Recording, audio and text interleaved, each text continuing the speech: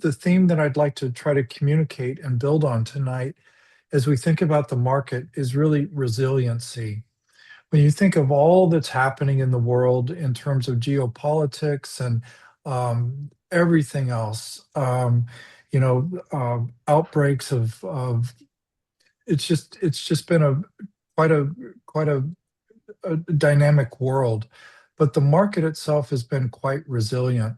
And I think that there's a couple of primary reasons for that. One is corporate earnings and the stability of risk assets. And we're also seeing stability and higher for longer interest rates and fixed income actually being, um, a good source of a competitive source of income and stability in portfolios right now.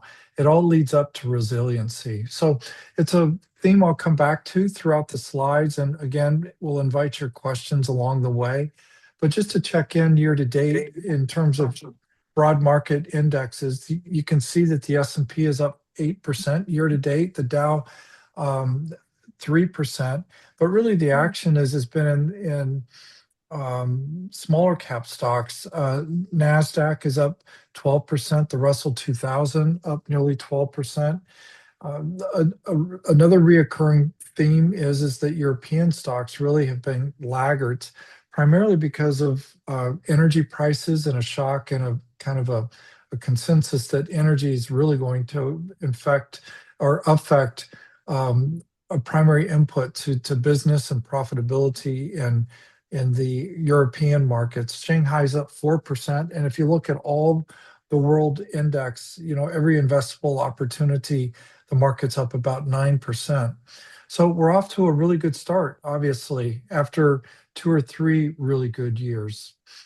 If we look at the S&P 500, just in the near term, if we just look at it year to date, but in particular since the war in Iran began, I'm just struck by the disconnect, the non-correlation between wars and stock prices.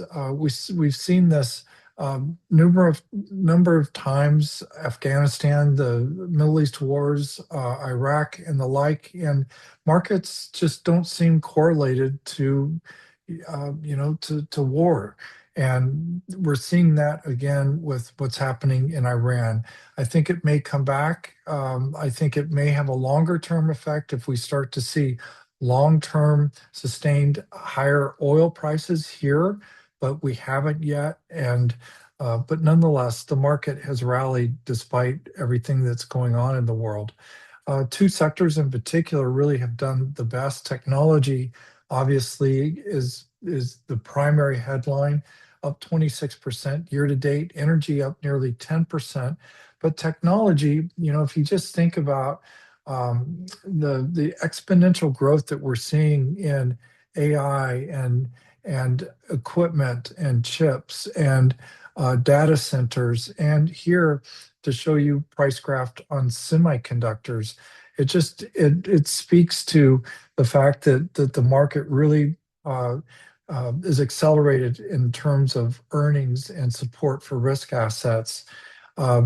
Part of this, the higher expected revenues, are bringing down relative price earnings ratios. And you can make an argument right now that, we really are within this one standard deviation of a 30-year average in price valuations. And in some corners, like in Morningstar, they make an argument that stocks are undervalued historically right now, at least over the last 5 years. So that's all being driven right now by earnings growth. And you can see that earnings growth here going back since the third quarter of 2021, 4 years ago. But really the headline is that earnings growth going forward is expected to be 17% or more. I'm reading articles now that it's really even 20% or more. And that really has been the source of resilience for the stock market. In this time period alone, if you think about NVIDIA, which has been one of the more important names and drivers of the market, NVIDIA is up 10.6 times. so tenfold just in the last 4 years. So that creates a lot of resilience and a lot of momentum in the market.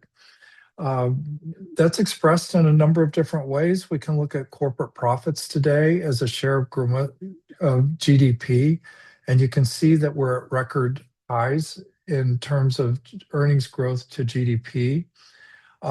So the corporate risk assets equities are well supported right now, primarily by corporate earnings, but also by other policies, government policies in terms of low corporate taxes and a number of other factors.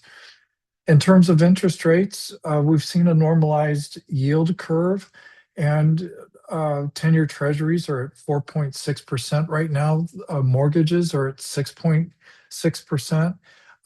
And interestingly, if you look at interest rates, they feel high relative to the last 10 or 15 years, and they are. But I think that it's helpful to think about a broader aperture in terms of interest rate and historical interest rates. And this graph will just show you, going back nearly 50 years, just where interest rates have been and where we are relative to that history.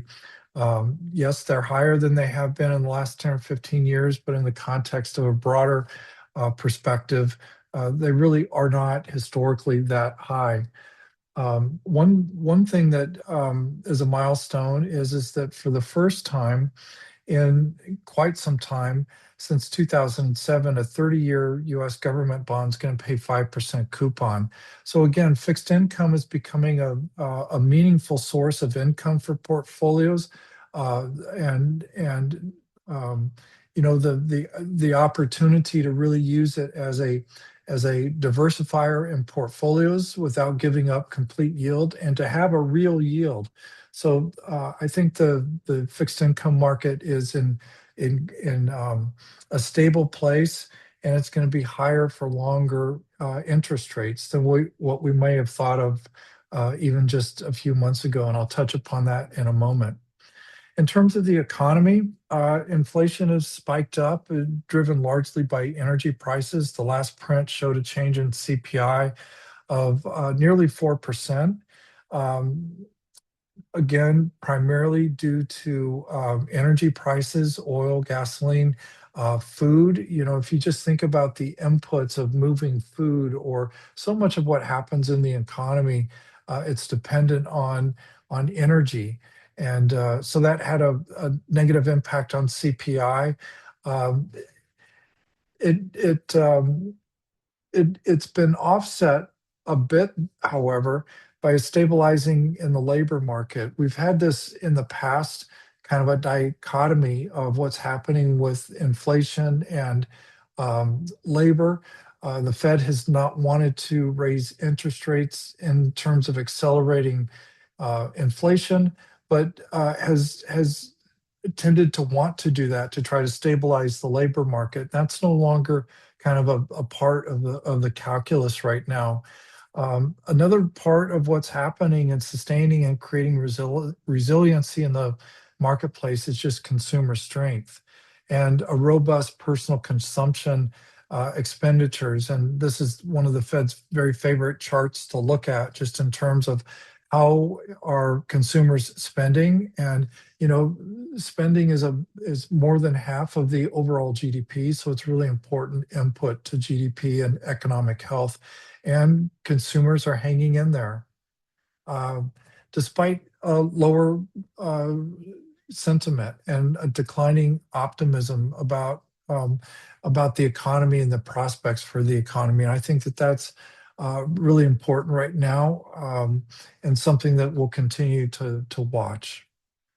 The Fed, we have a new Fed governor, Kevin Warsh, and the thought was that Kevin or Fed Governor Warsh would come in and lower interest rates. That was his mandate, and that would be his natural first sort of initiatives to lower interest rates.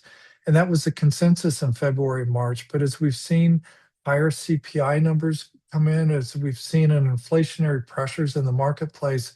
The market's now expecting not two interest rate cuts, not one, but actually no change at all. So again, it underscores this idea or this notion of longer or higher for longer interest rates. And I think that we'll continue to see that for some period of time coming forward.